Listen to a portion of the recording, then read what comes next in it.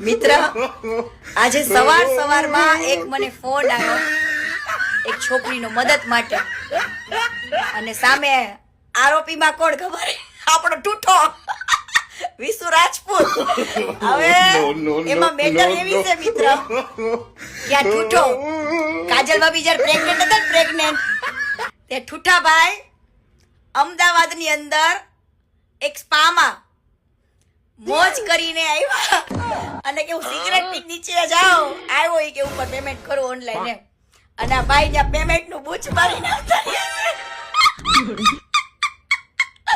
અને પાછા છોકરીને ધમકી આપે છે, આમ કરી નાખીશ તેમ કરી નાખીશ, ફલાણો ને ઢીકણો.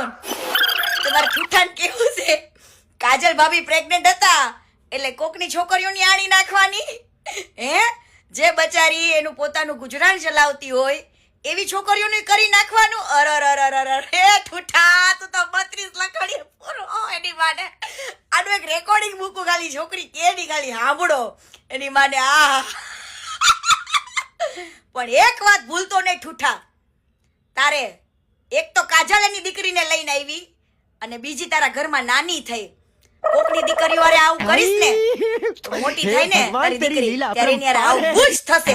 યાદ રાખજે, બસ 32 લખણ ખોટા, અને તું છોકરીને ધમકી આપેસ ને પણ તારી માના નાગા ફોટા પણ છે. બોલ, હવે છોકરીઓને પૈસા તો જોશે, પૈસા તો જોશે ઠૂઠા. એની માને